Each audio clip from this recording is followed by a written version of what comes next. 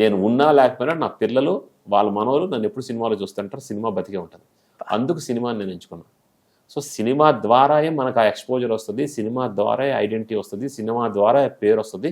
దాని ద్వారా జనాల్లోకి వెళ్ళి ఒక నమ్మకాన్ని తెచ్చుకొని రాజకీయాల్లోకి వెళ్ళాలని ఒక ఎజెండాతో సినిమా మీద ఇష్టం లక్కీగా ఉంది కాబట్టి సినిమాల్లోకి వచ్చి తర్వాత రాజకీయాల్లోకి వెళ్ళి పోటీ చేసి కన్ఫామ్గా నేను ప్రామిస్ చేస్తున్నాను, మినిస్టర్ అవుతాను, ఎమ్మెల్యేగా అవుతాను, మినిస్టర్ అవుతాను. నేను మినిస్టర్ అయ్యానంటే పిఎం అయినట్టే. అంత హడావుడి చేస్తాను, గౌరవపడదు. వెయిటింగ్ మేము కూడా. ఓకే, అంటే అమ్మగారు ఆల్రెడీ ఇటు వైఎస్ఆర్సీపీ కాంగ్రెస్ నుంచి వైఎస్ఆర్ నుంచి వచ్చేసారు. అదే ఆయన వెన్నుపోటు బాగా పొడిచాడు. ఆయన జగన్మోహన్ రెడ్డి గారు అంత బాగా వెన్నుపోటు ఎవరు పోడలేడు. జగన్మోహన్ రెడ్డి గారు వెన్నుపోటు ఎవరెవరు పొడిచారు చెప్తాను చూడండి. 2004లో రాజశేఖర రెడ్డి గారు సీఎం అయ్యారు. రాజశేఖర రెడ్డి గారు సీఎం అయ్యే టైంకి మీ ఆస్తి ఏంటి? తర్వాత నువ్వు బెంగళూరులో బంగ్లా, హైదరాబాద్లో ల్యాండ్లు, హైదరాబాద్లో బిజినెస్లు, అవుట్ ఆఫ్ కంట్రీ లండన్లో బిజినెస్లు, ఎక్కడికక్కడ ల్యాండ్స్, జగతి పబ్లికేషన్స్, సాక్షి పేపరు, భారతీ సిమెంట్స్. ఎవడబ్బ సొమ్ము నీకు వచ్చింది? అంటే నేను వెన్నుపోటు అని ఎందుకు అన్నానంటే, ఈయన ఎప్పుడు చంద్రబాబు నాయుడు గారు వెన్నుపోటు అంటారు కదా, అది వెన్నుపోటు అయితే అసలు కానే కాదు. ఎన్టీ రామారావు గారికి ఆ టైంలో ఏజ్ అయిపోయింది, హెల్త్ ప్రాబ్లం వచ్చి ఆయన సమ్ వాకింగ్ టైంలో ఏదో అయిందని నేను నాకున్నంత నాలెడ్జ్ వరకు. ఆయన ఏదో చంద్రబాబు నాయుడు గారే డైరెక్ట్గా వెళ్ళి కత్తి పట్టుకొని కసా పొడి చేసినట్టు లేనిపోని వీడియోలు క్రియేట్ చేసి ఆ సాక్షి పేపర్లో వేయడం, సాక్షి టీవీలో వేయడం, ఇవన్నీ అనవసరం. నిజమైన వెన్నుపోటుదారుడు, నిజమైన సైమ్ అవార్డ్స్, ఐఫా అవార్డ్స్ లాగా వెన్నుపోటు అవార్డ్స్ ఇస్తే మొత్తం 1 నుంచి 10 వరకు అన్ని జగన్మోహన్ రెడ్డికి ఇచ్చచ్చు. 1 నుంచి ఫస్ట్ ర్యాంక్ జగన్మోహన్ రెడ్డి కాదు.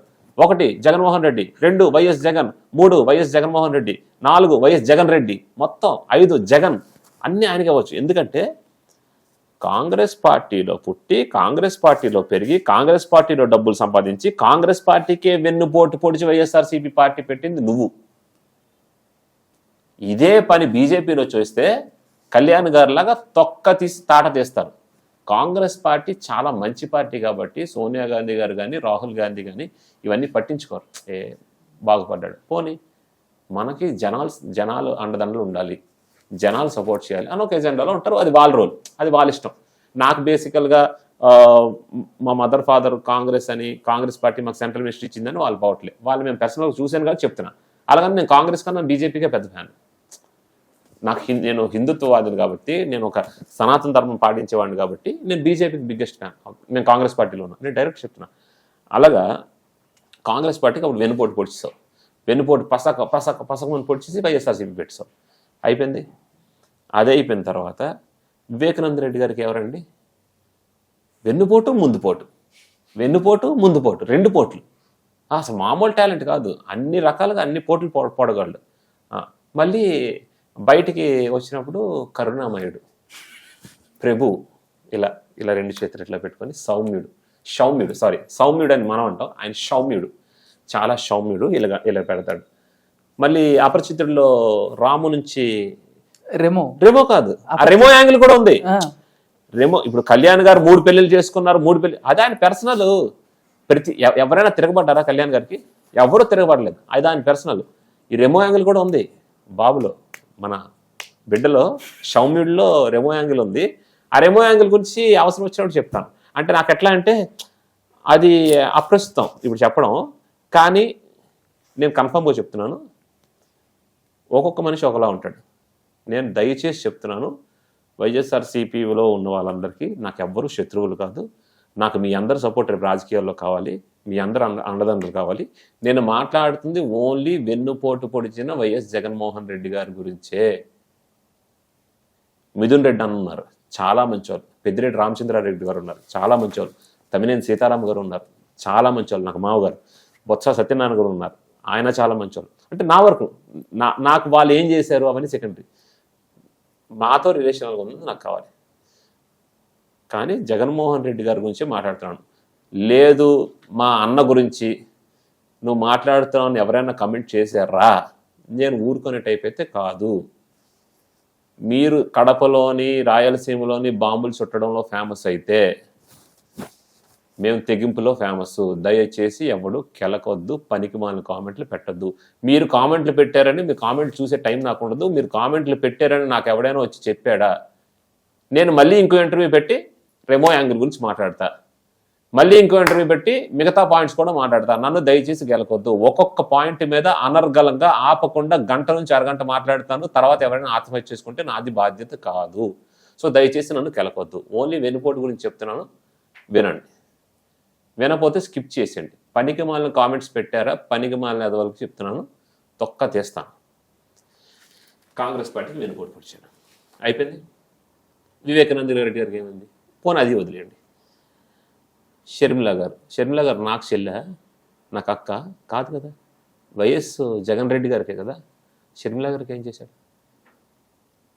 అక్కడ ఈయన చర్లపల్లి ఆ జైల్లో నుంచి అక్కడి నుంచి బయటకు వస్తాడు. అక్కడ ఒక 10 మంది కూడా ఉంటారు. ఇలా అంటుంటారు, 10 మంది ఉంటారు. 10 మందికి బంధదండాలు పెడతాడు.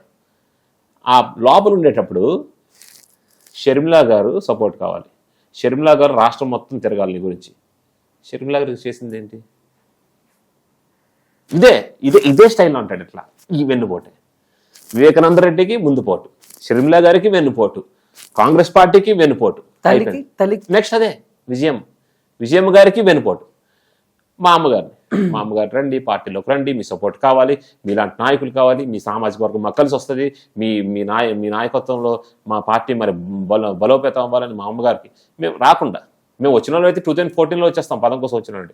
2019లో ఎట్టి పరిస్థితుల్లో గవర్నమెంట్ ఫామ్ చేయాలని.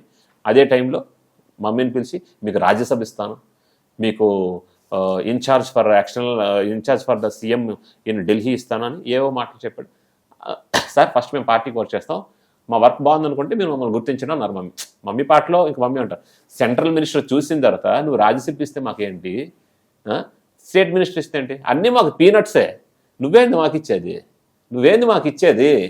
సెంట్రల్ మినిస్టర్ చేసాం, నువ్వు ఏది ఇచ్చినా సెంట్రల్ మినిస్టర్ కన్నా పెద్దది ఇవ్వలేవు. అయినా కాంప్రమైజ్ అయ్యి ఒక కార్యకర్త కన్నా దారుణంగా పార్టీలో వర్క్ చేస్తే మాకేం చేసాం? వెన్నుపోటు. సో 1 to 10, 1 to 100 దయచేసి ఎవరైనా దీనికి అవార్డ్స్ పెడితే అన్నీ జగన్మోహన్ రెడ్డి గారికి ఇవ్వండి. ఇవ్వకపోతే నేను గొడవడతా, కన్ఫామ్గా గొడవడతా, ధర్నా చేస్తా, ఆమరణ నిరాహార దీక్ష చేస్తా. వెన్నుపోటు అవార్డు మాత్రం జగన్మోహన్ రెడ్డి గారికే ఇవ్వాలి. జగన్మోహన్ రెడ్డి గారికి ఇవ్వకపోతే నేను ఆమరణ నిరాహార దీక్ష చేస్తా, జగనన్న కోసం చచ్చిపోతా. సో దయచేసి ఆ వెన్నుపోటు అవార్డు అనేది వైఎస్ జగన్మోహన్కి ఇచ్చేయండి, రెడ్డి గారికి ఇచ్చేయండి. సో ఇంత వెన్నుపోటు పొడిచే వ్యక్తి కాబట్టి జగన్మోహన్ రెడ్డి ప్రూవ్ అయింది కాబట్టి ఇవన్నీ నేను చెప్పాను. వీటన్నిటికి ఆన్సర్స్ ఎవరైనా చెప్తానంటే రెడీ ఫర్ డిబేట్. ఎవరైనా ఎక్కడికైనా రావచ్చు. సో కాల్డ్ వైఎస్ఆర్సీపీ వాళ్ళు ఇప్పుడు మాట్లాడితే, ఇప్పుడు కళ్యాణ్ గారు ఏదైనా స్టేట్మెంట్ ఇచ్చారనుకోండి, ఇప్పుడు మీకు ఎగ్జాంపుల్ చెప్తానండి. చంద్రబాబు నాయుడు గారు ఉన్నారు, లోకేష్ అని ఉన్నారు. ఎప్పుడు మేము టీడీపీ గల్లే అంటే రాజకీయంగా మాత్రమే వాళ్ళ శత్రువులు. ఎప్పుడు నీకు బయట వాళ్ళతో రిలేషన్ ఎట్లా ఉండాలి? హలో హాయ్ అండి, ఆ ఎలక్షన్ టైంలో వచ్చేటప్పుడు ఆ చిన్న ఫైట్ అంతే. ఆ తర్వాత పగలు, ప్రతీకారాలు, ఈ రక్త చరిత్ర, ఈ టైప్ ఆఫ్ థాట్స్ ఉన్న వాళ్ళందరూ చూడండి. రామ్ గోపాల్ వర్మ, రక్తసిక్త వర్ణమైన తరతరాల రక్త చరిత్ర, ఇట్లాంటి వాళ్ళందరూ ఇష్టం. సైక్ కదా, సైకో టైప్ ఆఫ్ మైండ్ కదా. అందుకే రామ్ గోపాల్ వర్మ, శ్రీరెడ్డి, ఇట్లాంటి క్యారెక్టర్స్ ఆయన ఇష్టం. చూడండి ఆయన టీం అందరూ చూడండి, చంద్రబాబు నాయుడు గారి టీం చూడండి, అంత అఫీషియల్గా డీసెంట్గా ఉంటుంది. అంటే మీరు అనొచ్చు స్పీకర్స్ వేరు, అగ్రెసివ్ స్పీకర్స్ వేరు, మైండ్లో ఉన్న థాట్స్ ఉండేవాళ్ళు వేరు. వాళ్ళ ఇమ్మెచ్యూర్డ్ యాక్ట్స్ కానీ, వాళ్ళ బిహేవియర్ కానీ, వాళ్ళ మైండ్ సెట్ కానీ వేరు. మీకు ఆటోమేటిక్ తెలిసిపోతుంది. చంద్రబాబు నాయుడు గారు మాకు ఆపోజిట్, ఎప్పుడైనా ఆపోజిటే. కానీ ఎప్పుడు ఆయన విమర్శించడం కానీ, తప్పుపడడం, ఏదైనా పద్ధతిగా, రాజకీయంగా పద్ధతిగా విమర్శించాలి. ఒక లిమిట్ ఉంటుంది. ఆ లిమిట్స్ ఎక్సైడ్ అయిపోయి బట్టలు ఇప్పి కొట్టుకుందాం రా, ఏవేవో మాట్లాడతారు, అసెంబ్లీలో మాట్లాడతారు, భువనేశ్వరి గారి గురించి తప్పుగా మాట్లాడతారు. అదే మీ ఆడబిడ్డల గురించి మాట్లాడితే మీరు ఒప్పుకుంటారా? ఇదే వైఎస్ భారతి గారి గురించి మాట్లాడితే మీరు ఒప్పుకుంటారా? ఒప్పుకోరు. మీరు మాత్రం మాట్లాడేయచ్చు, మళ్ళీ మాట్లాడేదనొచ్చు. అంబటి రాంబాబు గారు అన్నారు, నేను రాజకీయ సన్యాసం తీసుకుంటాను అని. ఇప్పుడు వీడియో చూపిస్తాను ఆయన విమర్శించింది, భువనేశ్వరి గారిని విమర్శించింది. ఇప్పుడు వీడియో చూపిస్తాను. రాజకీయ సన్యాసం తీసుకో, అరగుండు కొట్టించుకో. ఇప్పుడు పుష్ప 2లో అరగుండు కొట్టించారు కదా, అలాగే అరగుండు కొట్టించుకొని తిరుగు. మాటలు కాదు. సో రాజకీయాలు అనేది ఎప్పుడు జనాలకి ఏ రకంగా మనం ఉపయోగపడుతున్నాం. రేపు ఆ నాయకుడు చనిపోయిన తర్వాత మీ నియోజకవర్గంలో ఒక 100 ఇళ్ళు ఉంటే 100 ఇళ్లలో నీ ఫోటో ఎన్ని ఇళ్లలో ఉంది, ఎంతమంది గుండెల్లో నువ్వు ఉన్నావు, అది నిజమైన రాజకీయ నాయకుడు కావాల్సిన రిజల్ట్. నీలాగా వెన్నుపోటు పొడి చేసి ఎక్కడెక్కడి నుంచో డబ్బులు తెచ్చేసి బటన్ నొక్కేసి డెవలప్మెంట్ ఆపేసి సంక్షేమ పథకాలు మొత్తం ఖర్చు పెట్టేసి ఫస్ట్ ఇప్పుడు నాకు ఫర్ ఎగ్జాంపుల్ ఇప్పుడు నాకు నేను బయటికి వెళ్ళాలి, ఎవరితో ఒక పెద్ద ఆయనకి వెళ్ళడానికి నేను బయటికి వెళ్ళడానికి ఫస్ట్ నాకేం కావాలి, ఒంటి మీద బట్టలు కావాలి. ఈయనేం చేస్తాడు, కారు ఇచ్చేస్తాను వెళ్ళిపో అంటాడు. అంటే బట్టలు లేకుండా కారు మీద వెళ్ళిపోమంటాడు. ఫస్ట్ బట్టలు కదా రావాలి. So it's step by step procedure. So Andhra Pradesh కూడా అలా డెవలప్ అవ్వాలని ఇప్పుడు నాది టీడీపీ కాదు, కానీ చంద్రబాబు నాయుడు గారు ఏంటి ఆల్రెడీ ఎక్స్పీరియన్స్ ఉంది, హైదరాబాద్ని డెవలప్ చేశారు. ఆ రకంగా డెవలప్ చేయాలి. కానీ వెళ్ళి ప్రతి ఒక్కడికి అడగనోడికి ఆటోలు అందరూ డబ్బులు అంట, సంవత్సరానికి 10,000 12,000 ఎవడు అడిగాడు? ఆటోలు డబ్బులు అడిగారు. పాపం వాలంటీర్ల సంస్థను పెట్టారు. సంస్థను పెట్టేసి వాళ్ళందరి లైఫ్ని పాడు చేశాడు. ఇంకో చెప్పుకుంటూ వెళ్తే ఒక 5-6 రోజులు చెప్పొచ్చు. ఇంకా చాలా ఉన్నాయి పాయింట్స్. ఇవన్నీ పైన ఏదో సరదా చెప్తున్నాను.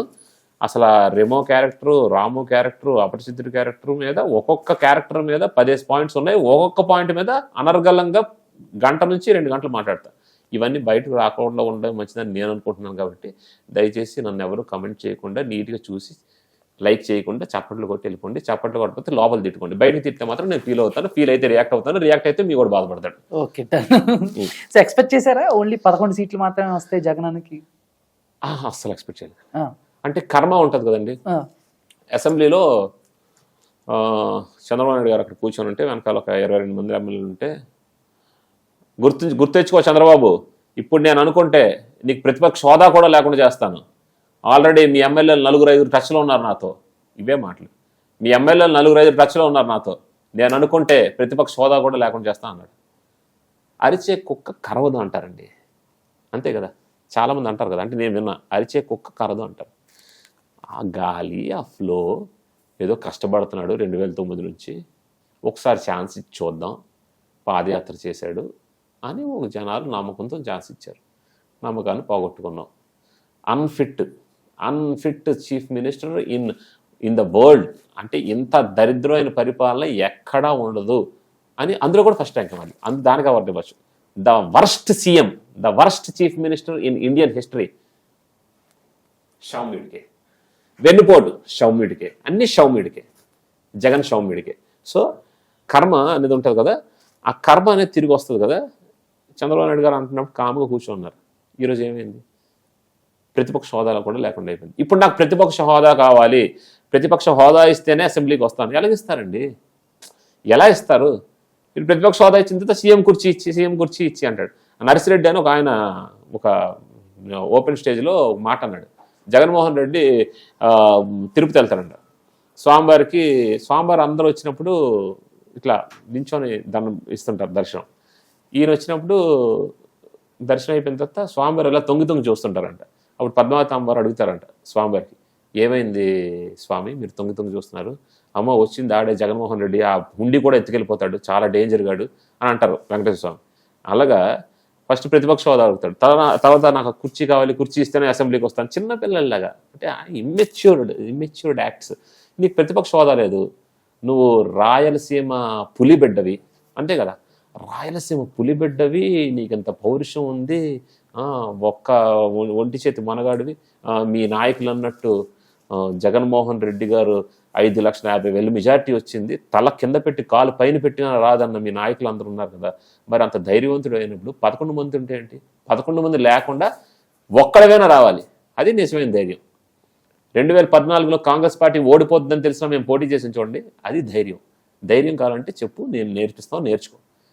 నీకు 11 మంది ఉన్నారు, 11 మంది లేకుండా నువ్వు ఒక్కడివి గెలిచినా అసెంబ్లీకి వచ్చి ఒక్కడు కూడా కూర్చుంటేనే అప్పుడు నీకు దమ్మున్నట్టు.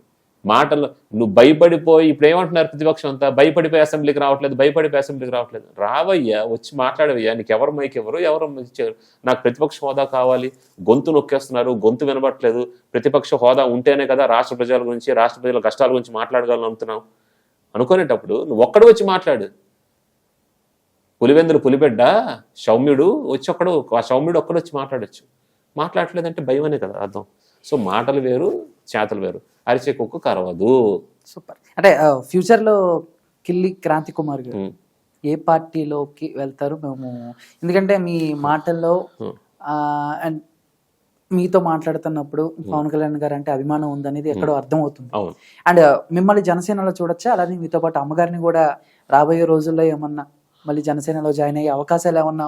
అంటే మమ్మీ డాడీ వాళ్ళు కాంగ్రెస్ పార్టీ, ఇప్పుడు మొన్న కూడా కాంగ్రెస్ పార్టీ ఏముండదని తెలుసు. End of the day mummy daddy అంటే డాక్టర్స్, సెంట్రల్ మినిస్టర్ చేశారు, పదవులు ఇవన్నీ సెకండరీ, ఫస్ట్ సెల్ఫ్ రెస్పెక్ట్ ఉండాలి. సో సెల్ఫ్ రెస్పెక్ట్ ఇచ్చే పార్టీ అది కాంగ్రెస్. సో అందుకు కాంగ్రెస్ చూస్ చేసుకున్నారు. కానీ నాకు పర్సనల్గా నాకు కళ్యాణ్ గారు వే ఆఫ్ స్టైల్ అంటే ఆ స్టైల్ ఇష్టం. ఇప్పుడు మమ్మీ ఉన్నారు, ఇప్పుడు నేను మాట్లాడు చాలా నీట్గా, డీసెంట్గా, క్లాస్గా, చిరంజీవి గారు లాగా మాట్లాడతారు.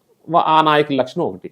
ఇప్పుడు మా అచ్చెన్నాయుడు గారు ఉన్నారు, అచ్చెన్నాయుడు గారు, నేను, మా బొత్స సత్యబాబు గారు, కొడాలి నాను, ఈ నాయకులందరిది ఒక టైప్ ఆఫ్ స్పీచ్ ఉంటుంది. ఆ స్టైల్ నాకు కళ్యాణ్ గారి స్టైల్ ఇష్టం. సో ఆటోమేటిక్గా నా మనసు అనేది కన్ఫామ్గా కళ్యాణ్ గారు అంటది. అన్నిటికి మించి రాజకీయాల కన్నా దేవుడు అంటే నాకు ఇష్టం కాబట్టి ఈ మధ్యన సనాతన ధర్మం గురించి కళ్యాణ్ గారు పోరాడుతున్నారు. సో కన్ఫామ్గా ఆ విషయంలోనైనా ఆయన వెనకాల నించోవాలి. కానీ నాకు ఏంటి అడ్డుతుంటుంది అంటే మా మదర్ ఫాదర్ కాంగ్రెస్ పార్టీలో ఉన్నారు, అది అడ్డుతుంటుంది. సో రాజకీయంగా వచ్చినా రాకపోయినా రావాలని ఉంది, వస్తాను. అది ఏ టైము ఏ పార్టీ అనేది చెప్పలేను, కానీ కన్ఫామ్గా వస్తాను, కన్ఫామ్డ్గా వస్తాను.